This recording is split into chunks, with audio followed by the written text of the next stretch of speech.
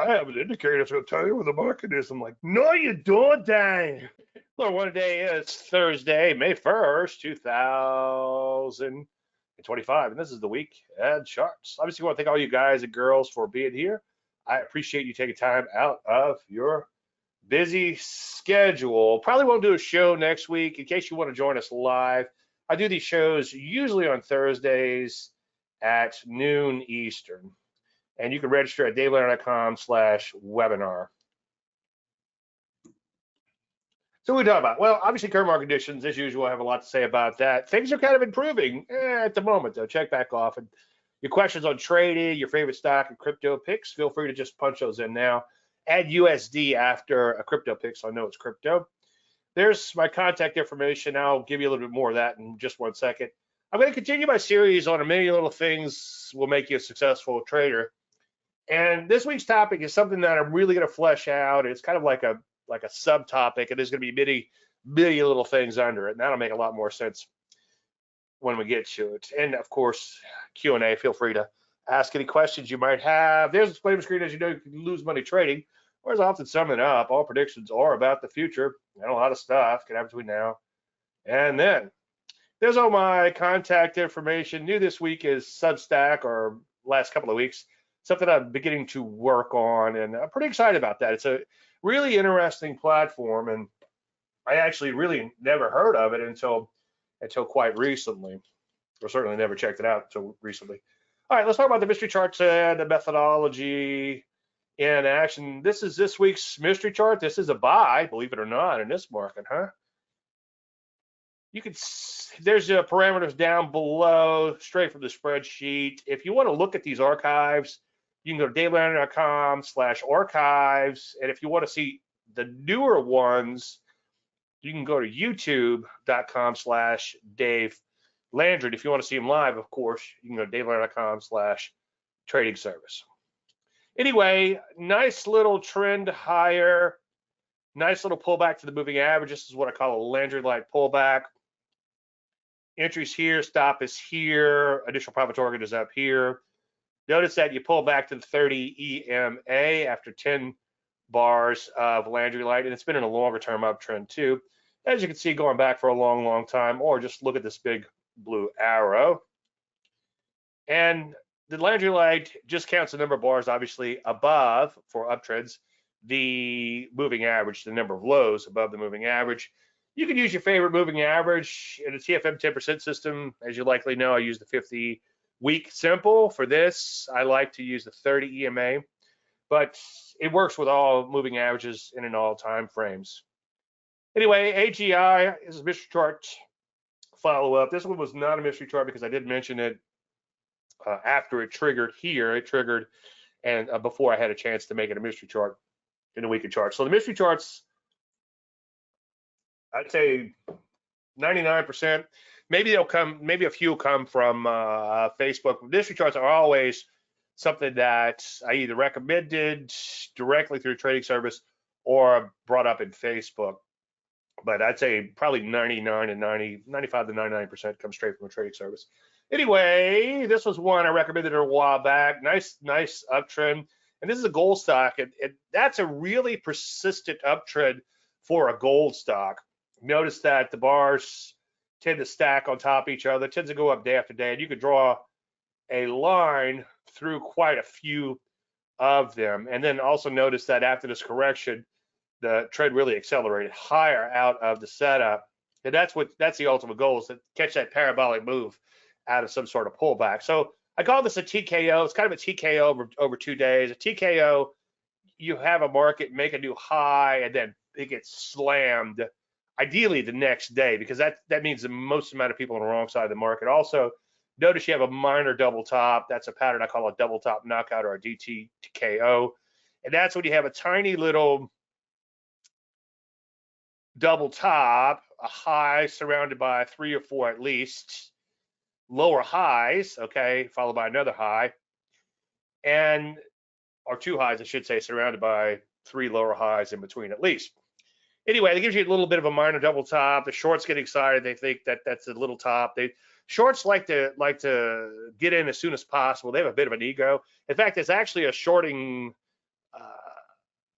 strategy called shorting the parabolics, which I think is a bad strategy, and you can get in a lot of trouble with that. So basically, shorting the parabolics is if a market's going straight up, you short it. Good luck with that. That'll work until it don't. That's one of the few things I can promise. Short it. And some of these guys are putting like leverage in their account and putting their entire account into one position. Just crazy, crazy stuff. And when it works, they print money. But unfortunately, what if that stock gets halted and opens 10, 20, 30 points higher? You're going to be a hurting pup really quick. And that's one of the cool things about the TKO is sometimes the market will go parabolic. And what's happening is those shorts are getting squeezed out on the way up. And as I preach every week, or most every week, I should say, everything I do has a psychological backing. So technical analysis can be seen as like mumbo jumbo if you're doing some arcane thing or whatever. But if you're being conceptually correct, you're just looking at the market and saying, okay, there's obviously demand for this market. I've got my little pattern. I've got my little setup. It's a clean chart. I think it's worth a shot. Anyway, there's all the parameters down below, fairly volatile stock. So it took 5 points of risk, which was a fairly high percentage-wise risk, but you adjust your share size down accordingly. And this is based on a hypothetical 100K account, although I do take the trades, and I will show you how I played this one in just a second. So the entry was up there, stop was down here, and again, the IPT was up here. So there's the actual trades, and I'll walk you through those in just 1 second. But plus 400 there on the entry, minus 200, a little bit shy of that IPT, and I'll explain to you why I did that in just 1 second. We talked about it in detail last week, so if you want to take a look at last week's webinar, or you can go to my playlist, Dave Landry's Methodology in Action, because I take the subset of like the actual trades and stuff, and I put that into Methodology in Action so you can see how it all works. But anyway, I ended up getting out of the remainder 200 on the spill that we had this morning, the debacle. So anyway, if you take where I exited, which was a little shy of that IPT, I was trying to get out a little bit closer to that 31 and change, and then the market came back in by the time I got around to getting out. And part of the reason it sort of came back in is I'm over on Facebook saying, okay, guys, I'm thinking about getting out. Don't split hairs. We're close enough to the profit target. By the time I got out, I should say, I had the market had come back in a little bit, but still not a bad trade. Almost 4 points in the first loaf, 200 shares on that profit-taking loaf, so to speak. That's $784. $1.81 loss on the remainder, and that sucks, to put it mildly. Especially, and you don't want to do this, and it kind of pains me to talk about it, but you don't want to look at where you were, because all trades eventually end badly, right? You can't look at you're losing 6 points on this trade, because overall you made money, of course, provided you use a little discretion on the thing. Now, I don't want to rub salt in anybody's wounds. If you didn't use discretion, that's fine. Mechanically following something like this is a discretionary method, but you can follow it mechanically based on my recommendations, and that's how I track everything.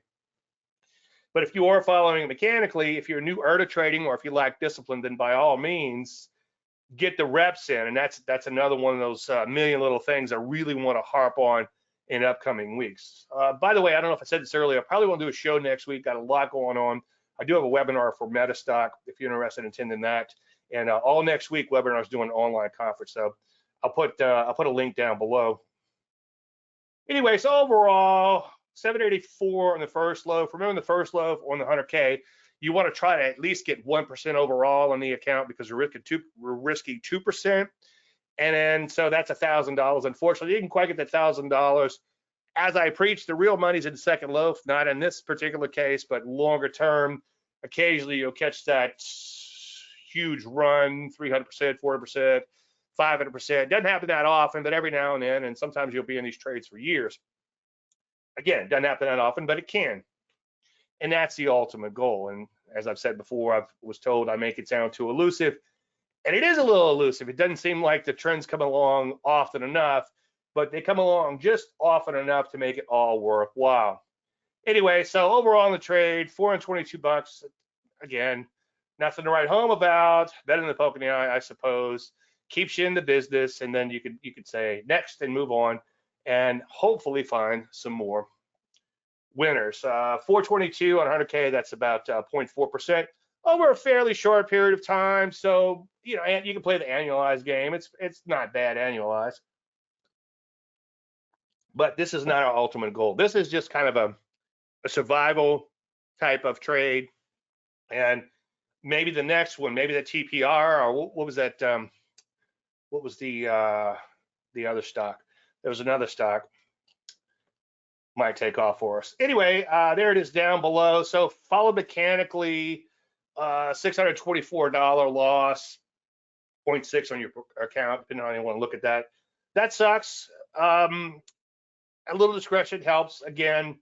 And like I said last week, there's a few things, and I'll show them to you in just 1 second. But when that market moves really, really fast over a short period of time, you really need to think, okay, I know I'm not getting that full percent out, but I might need to go ahead and take some profits because this is a bit of a gift horse type of trade.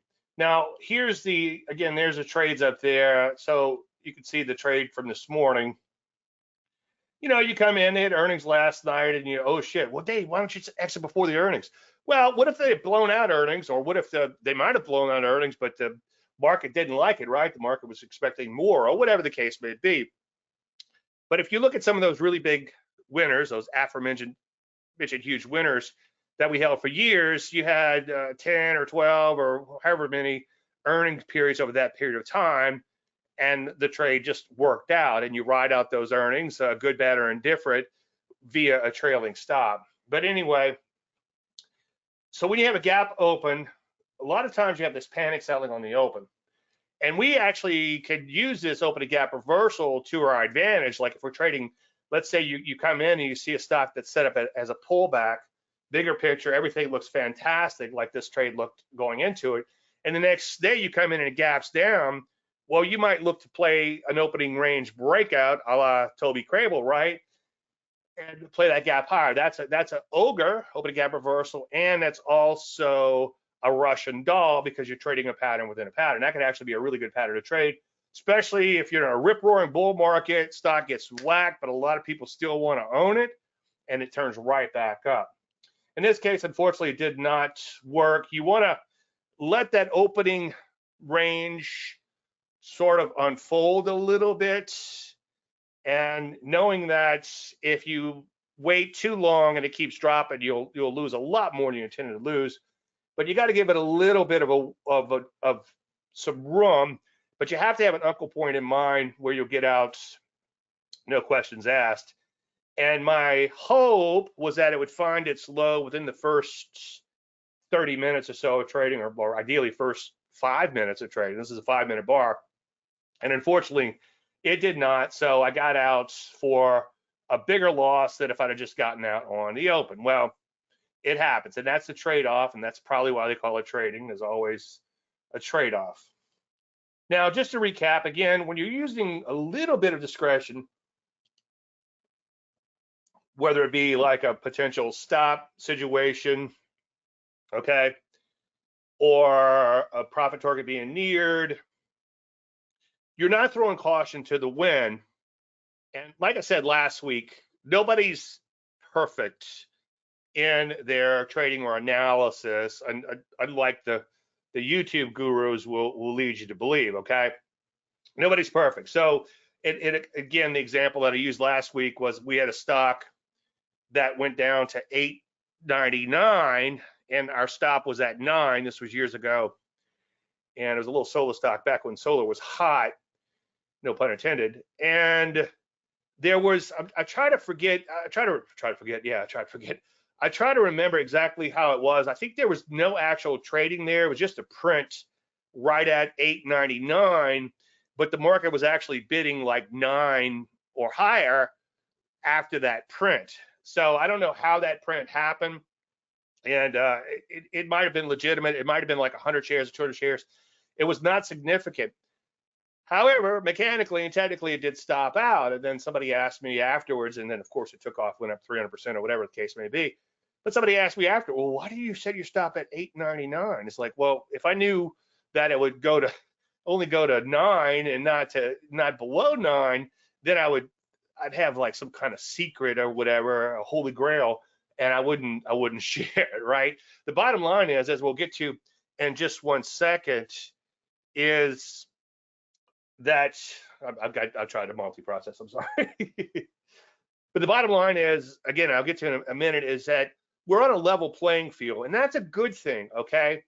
And the bottom line is, it's not the smartest who wins, because there's a lot of smart people can't make any money in the markets. And Eckhart talks about that quite a bit, and he's got a really good quote. I wish I could think of it exactly, but paraphrasing, I really haven't seen much correlation between intelligence and trading.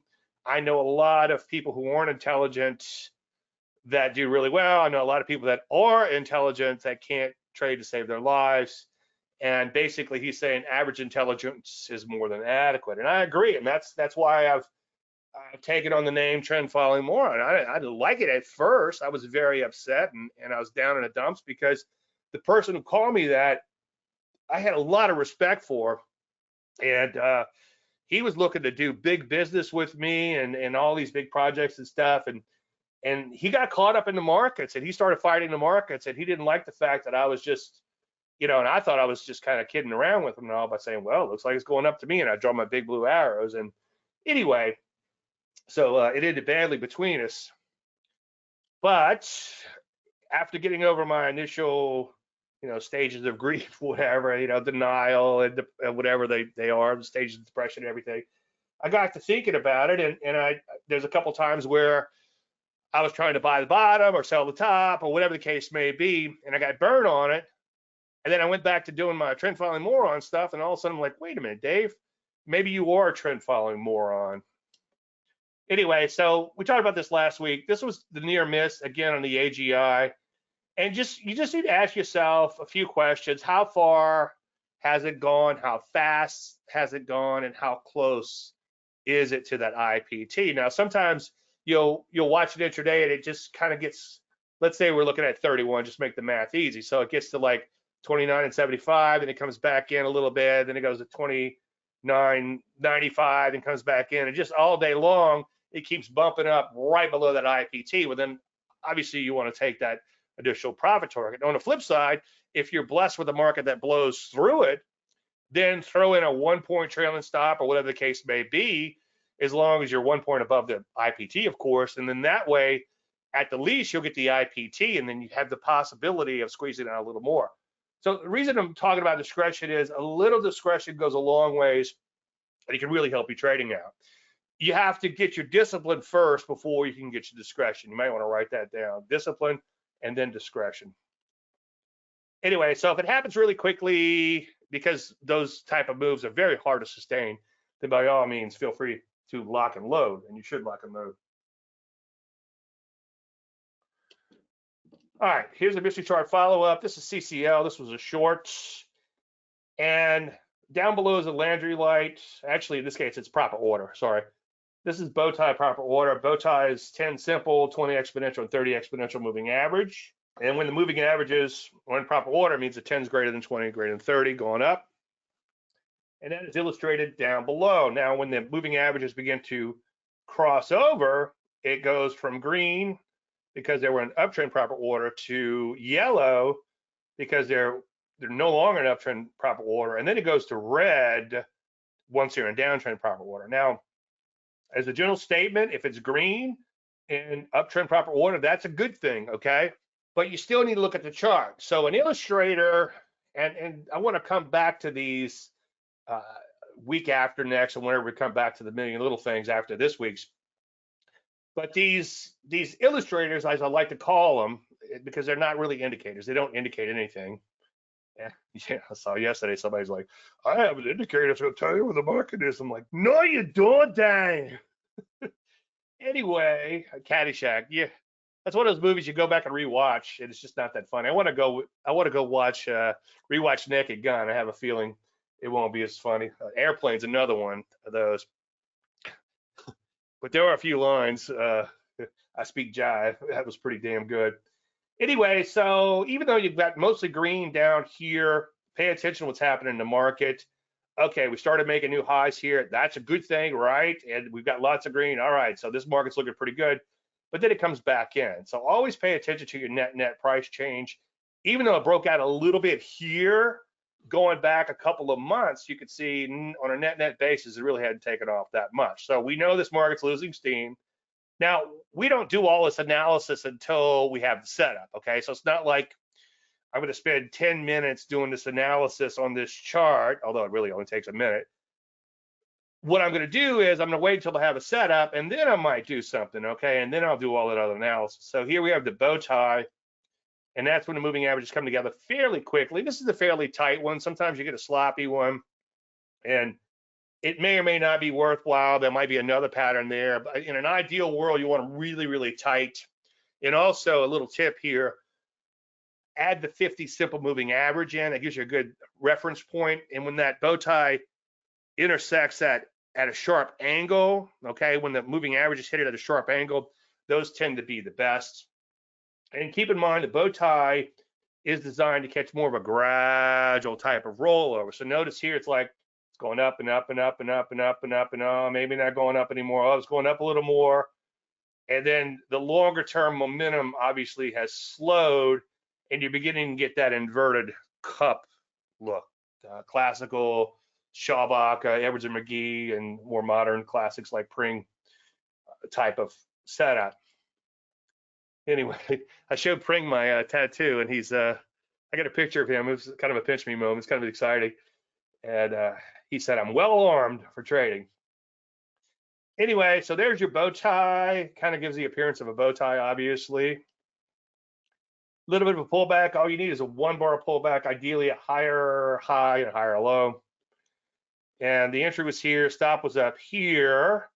Now, by the way, I want to cover a few things real quick, because these are things I want to get into a little bit more detail, getting back to the million little things. But for instance, one thing is, where would you be wrong in a trade? Where would that trade fail miserably? So in this particular case, if this market starts approaching brand new highs, then maybe it's no longer topping out. Maybe it's just correcting some kind of longer term move and you're done, okay? So at this level here, I realize, okay, this is not too far from all-time highs. If we get short this market and it goes back to here, there's a good chance it might keep on going, and I certainly need to get out the way. But anyway, once you hit that initial profit target, which is this green line here, you bring your stop down to break even, obviously, and then you trail more loosely on the remainder to hopefully capture a longer term trend.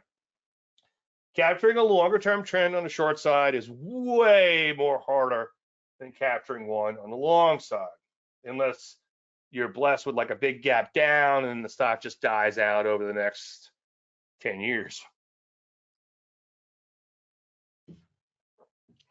But anyway, so far we are trailing it lower, see what happens. And on the first loaf, and this was yesterday's mark to market, but on the first loaf, we took partial profits. So it's $1,000 or 1% on a 100K account, 250 shares. And then we let 250 shares ride. And the worst we could do now would be a slight gain on the remainder, because now our stop here, you can see, is well below the entry. So the stop is now at 2150. So worst case scenario, barring overnight gaps, you'll make like 1 3/4 points on the remainder of the trade. Now, we don't want to just make that. We want to make as much as possible, and we want to ride the trend as long as possible. And that's why we position ourselves to stop to break even first at the IPT, and then let that gradually loosen up over time.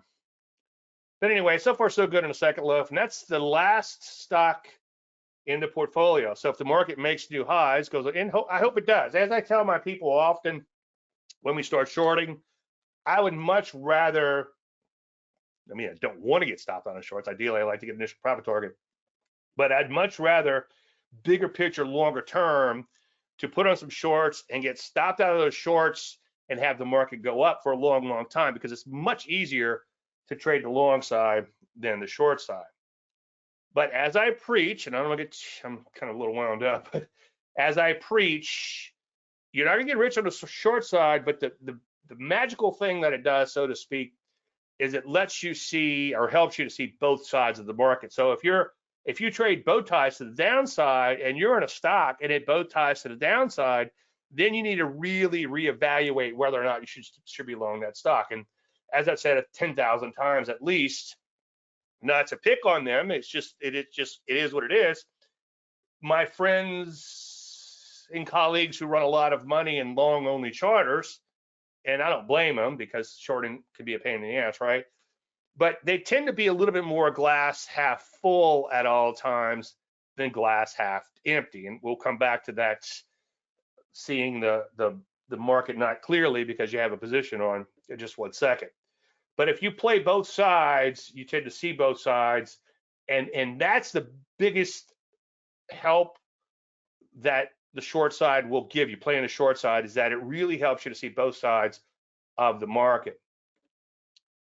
I just want to touch upon the TFM real quick because I've beat the dead horse on this before. Last week we spent a lot of time talking about how market timing is less about beating the market and more about not letting the market beat you. When you have a V-shaped recovery like we're hopefully having now, although it looks like the market's coming off a little bit today, but let's not get too focused on the micro. Market timing really doesn't work that well, okay? Like the pandemic, for instance, market came right back. But what did happen during the pandemic is the market lost 30% of its value, I think, after the trigger. So there's a peace of mind avoiding those diaper change moments. And diaper change moments, just these big spills that the market has. And if you squint your eyes and notice, what's kind of cool is you can see the 10% line in here. That's 90% of the 50-week closing high. That's a very simple formula right here. 90 would be the percent, so you could 10% below or 90% of the 50-week closing high, and 50 would be the number. But anyway, you can see that the market has made some pretty big spills once it got past that 10%. So that's kind of the designer's intent, is around 10%, you need to think about getting out of the market. And there's no guarantees in trading, but this silly little system would have kept you out of every bear market in history. And I need to figure out I need to find the first video or random thoughts that I published with this system. So the system's been out for a while. But anyway, so we don't know what the diaper change is going to be here just yet. So far, it hasn't been that much. Now, the one thing that did happen, which was a bit of a bummer, is that the sell was way down here, and that was much further than I intended. Like I said a minute ago, I only wanted to lose, I don't want to lose anything, but I wanted to lose a maximum of 10%. And because this system was designed around a calendar chart, it inadvertently, as opposed to a rolling chart, technically, because you only get signals on Friday, the market could lose a lot of money in between. And that's something that I did not adjust for. The problem is, if I adjusted for that, you'd have to go back and look at how many times the market actually touched the 10% level intra-week, but subsequently recovered, because you'd have to go back and make that sell.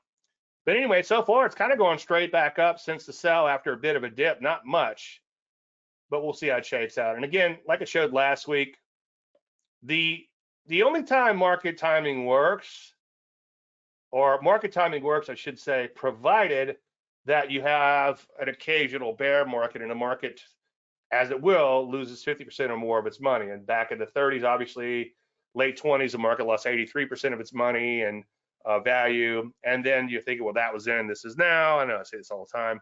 But then obviously you lost 50% twice in the bear markets in 2000, and I think it was 2007, 2008 bear market.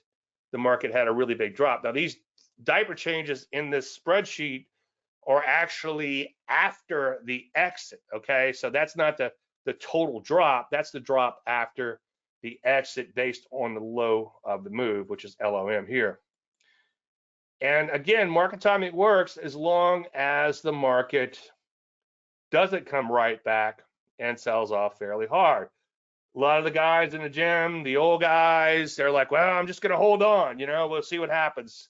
And that's fine, but occasionally they might lose half of their money and they might be okay. So far, it looks like we could have a V-shaped recovery in the works. It's like I'm slowly getting, I don't want to use the word bullish, but I'm getting less bearish because not that the sectors look fantastic, but within the sectors, I'm starting to see some issues begin to bottom out.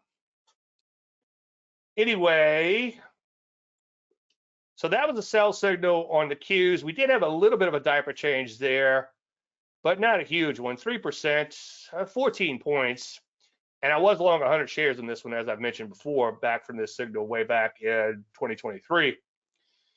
So that'd have been $1,400. And again, the idea is to be able to sleep at night. And I say this every week. I know I'm just sick of me saying the same thing, but a good friend of mine was staying with me right around the pandemic times. He spent the night here, and he wasn't sleeping well because he was nearing retirement and the market was imploding. And again, there's like a 30% drop after the system exited during the pandemic, and 30% of your retirement is a lot to lose. Okay, so it's kind of it lets you sleep at night, and yeah, getting out and then getting back in, you probably would have lost about 5% or so, or maybe a little bit more of your portfolio, but you would feel like, okay, well, at least I could still retire, and I'm not going to have to work another 5 or 10 years or however long it takes the market to recover.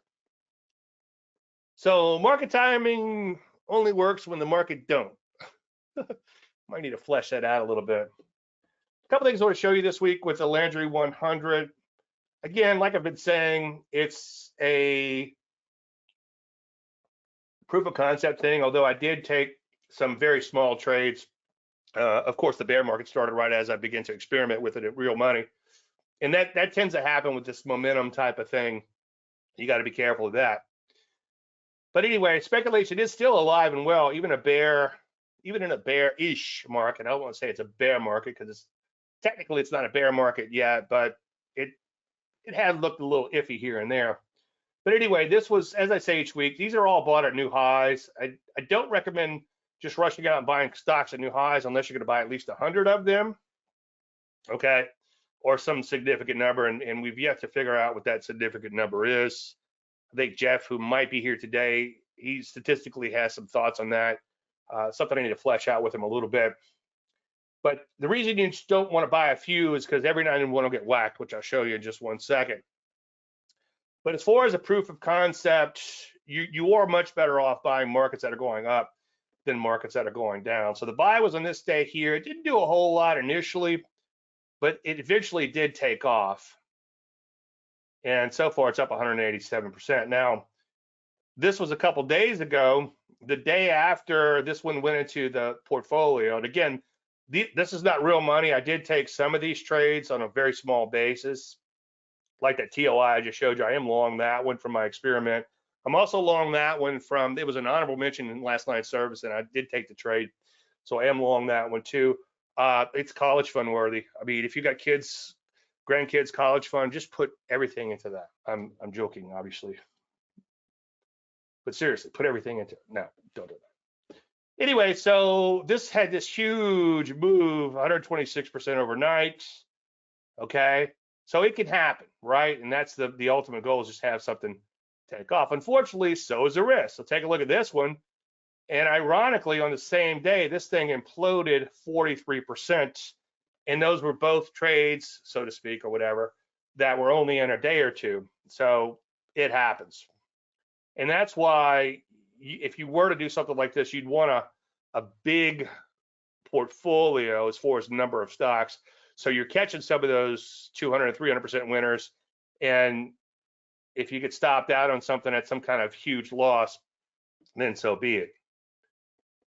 So a couple random thoughts. Again, let's just go through these quickly because we talk about them every week. Momentum does end badly or can end badly. All trades eventually end badly, and momentum can end badly. I lost my screen. Okay, here we go.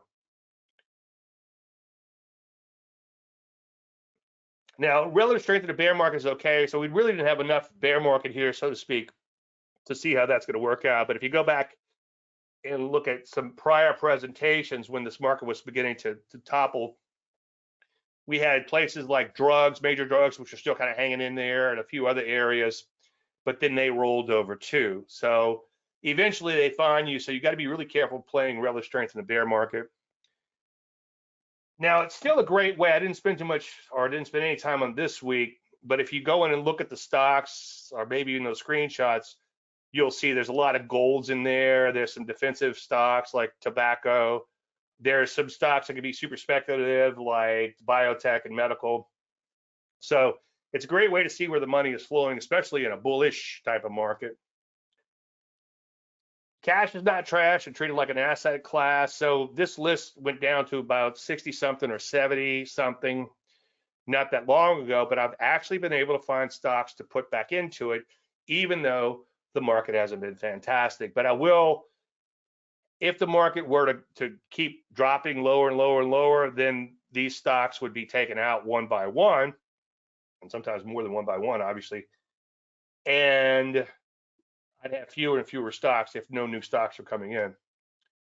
But it is a really good exercise again. And one thing it's forced me to do is like look at some lower historical volatility stocks, something I'm not crazy about doing, but pay attention to those defensive areas and see what's happening there. And then I don't want to rush out and trade those areas, but that just kind of confirms that, okay, we're in kind of a bearish market where your defensive stocks are doing better than all your go-go stocks, or previously go-go stocks, I should say.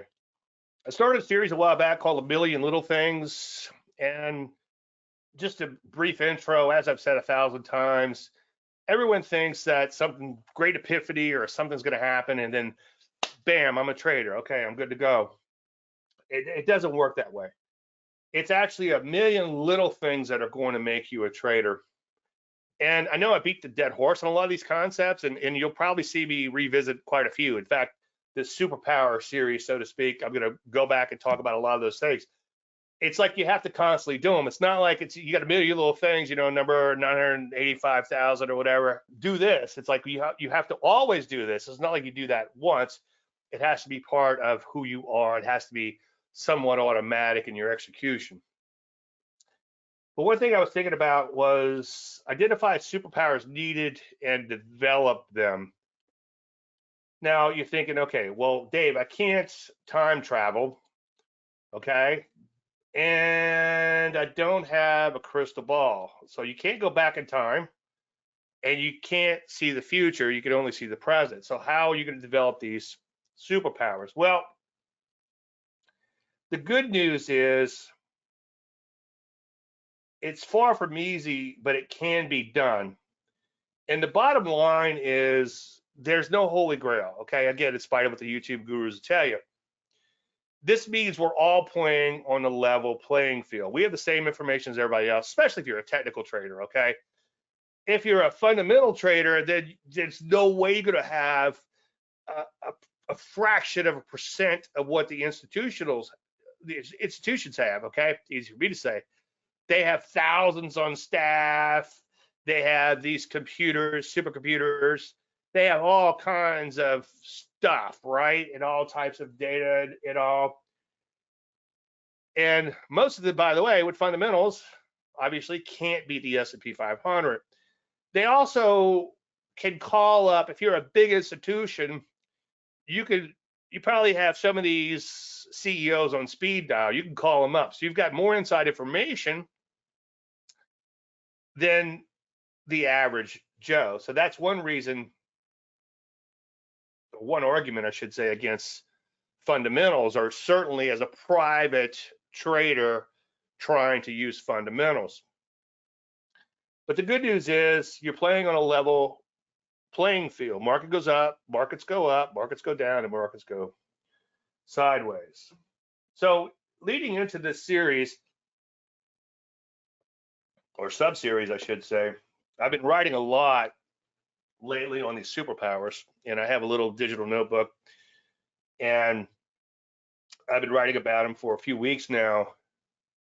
And I think the biggest superpower that you can develop is to see what is. Now, Linda Raschke once said, if you don't know which way a market is headed, ask a 6-year-old kid. Now, I've quoted Linda on that so many times, people have attributed it to me. And so I don't quote as much as I used to, but it's such a good quote. It's hard not to. And it's funny, the more I listen to Linda, the more I sound like Linda. So I found myself like, okay, stop listening to Linda so much. But you always really get something good out of Linda Raskin. Anyway, a 6-year-old is not worried about his mortgage or his pending divorce or what else, looking smart. A 6-year-old can look at a chart and tell you whether it's going up, down, or sideways. And that's something that you really can't lose sight of. And maybe that's a maybe that could have been a million little things. When you look at a chart, ask yourself, what would a 6-year-old say about the trend? Bernard Baruch says, I am a speculator. The word comes from the Latin speculare, which means to observe. I observe. He was, I think, around the time of Livermore, one of the most famous investors out there. Very interesting story. From what I understand, he was a big failure, and he kept going back to his dad for money. And one time his dad said, you're never going to get another cent from me. I'm going to give you this money this time. You'll never get another cent. And then guess what? He became a world famous trader afterwards because he didn't have a fallback plan anymore, and he had to get serious about it. But I digress. Roy Longstreet wrote a good little book. I gave him a hard copy away, which is worth a fortune. I didn't realize it was worth a fortune when I did it. Charlie Kirk asked us to bring a book to his retreat that he had a few years back. And this was the one that I brought. I brought the hard copy version and gave it away. It's a good little book. Viewpoints of a Commodity Trader by Roy Longstreet. And if you go to davelandry.com/books-2-read, you could get a link on that. But he said something that made a lot of sense. The deepest secret for the trader is his ability to subordinate his will onto the will of the market. Now, let's say you're long a market, and I've done plenty of presentations on this, but you're no longer seeing the market objective. And it was Mike Tyson, or his trainer, as some say, that said everybody has a plan until they get punched in the face, right? So if you're long a market and wrong, and that market is obviously going down, you're no longer seeing it like a 6-year-old kid, right? Okay. All of a sudden you find yourself beginning to justify why that market should not be going down. It's oversold due to the bounce. The earnings were good. They have these products and their demand is really strong, and nobody else is making these AI chips or whatever the case may be, or biotechnology drug or whatever. And of course, the big one, the situation in Nigeria. All right, any questions on all that? All right, let's shift gears and hop into crypto. If you have any questions or anything, feel free to type them in while I get the crypto set up. Now, my hope with Bitcoin has always been that it would trade independently of the S&P 500.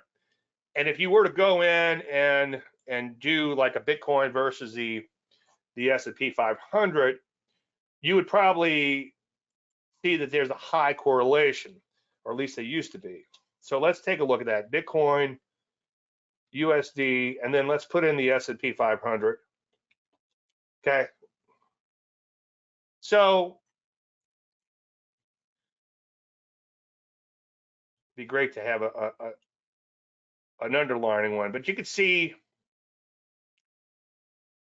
this is the Bitcoin performance versus the S&P 500.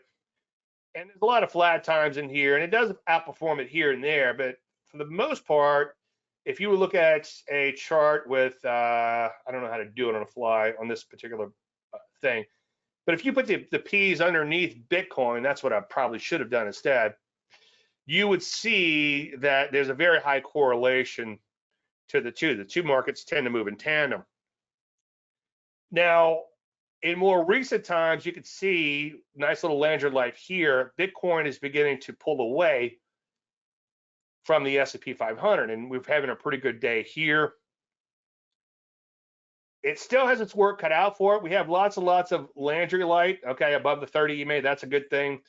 I was a little concerned about this drifting action recently. Today's action negates that, and it looks a lot better than it did.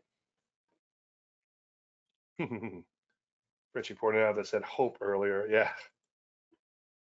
We still have a lot of overhead supply to deal with, but you know, routine, take things one day at a time. I wouldn't rush out and buy Bitcoin. I want to see all-time highs. I want to see it stay there for a while, and then I'll look to maybe play some pullbacks along the way. Ethereum has not been so hot, although it is beginning to wake up. Oh, by the way, earlier I said that there are some speculative issues beginning to look a little better, beginning to bottom out. Biotech, Bitcoin miners, like I can't think of the company's name. It's a cheapie, Graphon or something, GRYP or something. I have it in my watch list. Some of these are beginning to wake up a little bit, so that could be an opportunity there, especially now that Bitcoin itself is beginning to wake up. But anyway, Ethereum has been underperforming Bitcoin. If you look at Ethereum to Bitcoin, the performance has been abysmal. And by the way, never buy a market that's below the 30 EMA, okay? So this entire run has been contained, and it's like a 50% drop. It has been contained by the 30 EMA, just an FYI.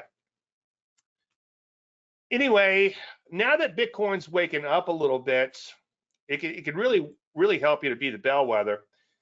And you can start looking at these shit coins, SHYT, and sometimes you could just buy the ones that are going straight up. Like that one looks kind of interesting. I'd have to do a little more analysis on it. It might be kind of thin, but it looks like it's trying to break out and go higher. Now, I'm not a breakout or relative strength trader as a general statement, with the exceptions of possibly IPOs on occasion, very specific patterns there. However, with these shitcoins, sometimes you can just buy the ones, again, that are going up, especially if they're hitting new highs or maybe like bow ties and things like that coming off of big picture basis. Like this is another one I might take a deeper look at, see if it's thick enough to trade. The great thing about the crypto is the bull bear cycles. My coon ass just slipped out. People are like, you don't sound like a coon ass. It's like, well, come to a webinar. The bull bear cycle. The bull bear cycle can be pretty quick, which makes it a lot of fun, and you don't have to wait around long, okay? Now, one of the superpowers I'm gonna get into in upcoming weeks, and I've written a lot about it, is you got to get the reps in. Now, getting the reps in stocks can take some time because, like right now, we've been in this, let's just call it this bearish period for, there, I said it again, bearish period for a few months or so, whatever the case may be. And that might take time to resolve. Sometimes that might take years to resolve, okay? And if you're trying to buy stocks in a bear market, you're sailing against the wind, and it could be an exercise in futility. But in crypto, if you wait a week or two, sometimes another bull market comes around, and then the market, these shitcoins at least, not Bitcoin. Bitcoin's becoming very mature. Once you start seeing derivatives and institutions adopting it, and everybody and brother talking about it, then the market becomes more and more efficient, and the traders or investors tend to kind of cancel each other out. But these shit coins are wonderfully inefficient, and they can move. I have very small accounts here, very, very small. I mean, I keep thinking I'm going to probably ramp it up at some point, but I'm just thinking, let me just see if I could parlay these accounts and see what happens. But again, you could just play the relative strength game when they're doing great, and then when they back off a little bit, just go back to more of the core methodology, like the Landry light pullbacks. I mean, this is not a great example, but you can see you've got the Landry light and the pullback to the EMA. So maybe that's what you end up playing. And then when the market begins to take off, and again, Bitcoin being your bellwether begins to take off, then you could start playing this relative strength game. But anyway, crypto's waking up again, so do your homework there. There could be some of these little shit coins could be worth trading. As I've said before, I'm just getting in. I'm looking for a 20% initial profit target.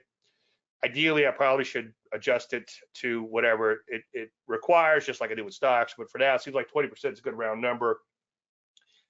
And then I trail the stop on the remainder. All right, any pairs you guys want to look at? Going once, going twice. All right, let's get into stocks. And then looks like now that crypto is waking up in upcoming weeks, looks like I'll have more of a crypto report to show you. I am long JASMY, just full disclosure here, this one right here. And it really hasn't done a whole lot, but you can see it kind of began to break out. It's not fantastic looking, but it is improving. And at the time, it was one of the stronger pairs when I got into it. So I'm right around break even on that. Nothing to really report, but that's the only one I'm long just for what it's worth. All right, let's go to the S&Ps, or the Ps, as I usually call them. Stole it from a broker I had 20-something years ago. Hey, Dave, I see you still rip me off on the Ps. Well, it just stuck in my head. All right, S&P 500. We are above the 50 simple moving average. Nothing magical about that, but it can help to keep you on the right side of the market. However, I wouldn't get too excited just yet. We're already kind of stalling out in today's rally, and we've come back in a little bit. So let's not start kissing each other just yet.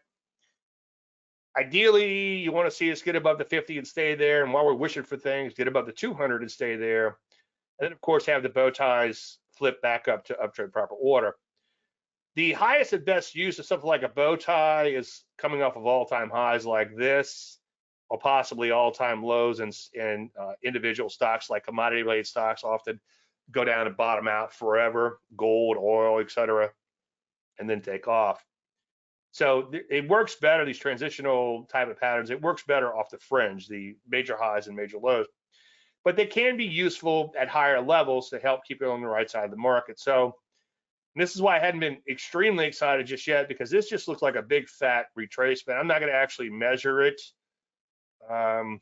but just kind of eyeballing it, looks like a pretty serious retracement. How's that for a technical term? And again, on a micro level, we're stalling out a little bit. So I wouldn't get too excited just yet, but I am beginning to see some improvement here and there. NASDAQ composite, nice little opening gap there. Let's see if it holds, okay? So when a market starts going up like this, the FOMO begins to kick in, and sometimes it could be a self-fulfilling prophecy. However, those type of people who feel like they were trying to catch low and didn't get it are your absolute worst traders, and they're going to be quick to dump. So like on this morning's opening gap, if this market begins to come in hard, you can see a lot of players all run for the door at the same time. But yeah, NASDAQ's improving, okay? I want to make sure that I'm seeing what is, okay? Rusty 2000 doesn't look as good as the remainder of the bunch, still the laggard. Pull back a little bit, but remaining in a longer-term downtrend. Yeah, if you have any stocks, type them in now. I'll be happy to take a look at them. Now, EFA shares have been pretty damn impressive. Look at this V-shaped recovery. This is the recovery. This is the mother of all V-shaped recoveries. So EFA shares, these are foreign stocks, came back sharply. The only problem is these V-shaped recoveries at high levels are very hard to sustain. By the time the market gets all the way back to the old highs, it's already overbought. So for me to get excited, I'd like to see it break out and keep on breaking out. The good news is usually, we sneeze, the world gets a cold, but this time it's a little bit different because the way things kind of shook out, where the world outperformed us after the initial spill, right? They went down with us, but then they've since recovered. So that's kind of an interesting phenomenon that's happening. Just FYI, real quick, there's a pound. It's pulled back a little bit. Uptrend remains intact, obviously. Ditto for the euro, pulling back a little, but uptrend remains intact. So those would indicate, obviously, it's pound versus dollar, euro versus dollar. So the dollar is weaker at this particular time. And that's helping gold along a little today, notwithstanding. So gold, the commodity, got whacked today. That makes me feel a little bit better about getting whacked in a gold stock. My daughter called me a couple of days ago. Did you buy gold when I told you to buy it? I'm like, I don't remember you. I remember you telling mom to sell gold because it was high, but I'm like, yeah, I look at this every day, babe. That's what I do for a living, you know. But anyway, you can see gold got whacked pretty hard today. Longer term still in an uptrend. Longer term still looks okay. Gold stocks getting whacked too, selling off fairly hard, but they're only down to 30 EMA. And the 30 EMA, as I preach, can really be your best friend. Let's take a look at a few other areas. Defense, another one of those V-shaped recoveries, but it would be really hard. This is kind of wide and loose and all over the place. It'd be really hard being excited about defense until unless it breaks out and keeps on keeping on. Most areas, again, there's retail. Take a look at software. In fact, software is getting whacked. I'm sorry, healthcare. Healthcare is getting whacked today. Software just pulled back a little bit, selling off fairly hard. The financials have come back quite a bit, but so far they still look like a big picture retrace. And at these high levels, with all this overhead supply, this is another market that would have to make new highs, all-time highs for me to get excited. Energies have been looking abysmal. So far, just pulling back from their slide. So a lot of areas looking pretty ugly still. Semiconductors have only made it back to their 50. Unfortunately, if we get past that 50, we've had tons and tons of overhead supply. So the market, yeah, it's improving shorter term, and there are some individual stocks, some of these digital miners, for instance, you can see like this GRYP, it's a penny stock, but that's starting to look kind of interesting. You've got a bit of a bow tie in the works here, not quite proper order, but close enough. So that's kind of interesting. And there's a few more like that that have kind of been left for dead that are now rising from the ashes. Like the Phoenix strategy. The Phoenix strategy, by the way, I like to see the market come down and bottom out for years, okay? It did come flying off the lows. This is kind of a micro version of it, bit of a cup and handle, but there are some areas out there like these miners that are beginning to bottom out, and we're paying attention to that just to see if anything comes from it. Like pot stocks are trying to bottom out a little bit. I wouldn't rush out and buy them just yet, but they're improving a bit. You have to be, and the reason I use the word like bearish type of market as opposed to a bear market or a bull market or whatever earlier is because once you label yourself, you're kind of stuck in that box. Whereas if you're a little bit more flexible, you can say, okay, it still looks kind of bearish out there, but there are, let me play devil's advocate. What's actually working? Well, marijuana stocks are trying to bottom out. Selected biotechs trying to bottom out. There's a few like TOI that's making a decent run. We talked about that a minute ago. So there are some areas of improvement, and you want to just keep looking for that. And your job is to observe, okay? And you want to observe what's strengthening, observe what's still weak, and then kind of put your general plan together. Right now, you don't have the wind at your back, so to speak, because most sectors remain in downtrends. The overall market remains in a downtrend for now, so far just retracing. So you don't have that behind you. So ideally, you want all those things working unless you're buying something like a gold stock. Anyway, pay attention to what's happening. Is it going up? Is it going down? And of course, is it going sideways? Okay, I think that's pretty much it. Any questions? No stocks today. We had a quiet bunch. I think most everybody brings up the stocks at Facebook, so we kind of eliminated that from this presentation. But to those who aren't there or weren't members, anything you want to talk about? Okay, I'll give a second for my YouTube people to catch up. All right, while we're in impasse, obviously, I want to thank all you guys and girls for attending. Likely there won't be a show next week. I'm very poor at announcing these things, but if you don't see a show next week, it's because there is no show, just because there's a lot going on. I do have the webinar for MetaStock, so check the link below if you watch a recording of this. Everybody have a great weekend. Everybody in Facebook, I'll see you in a little while, and may the trend be with you, and hope to see you again in a couple of weeks. Thank you so much.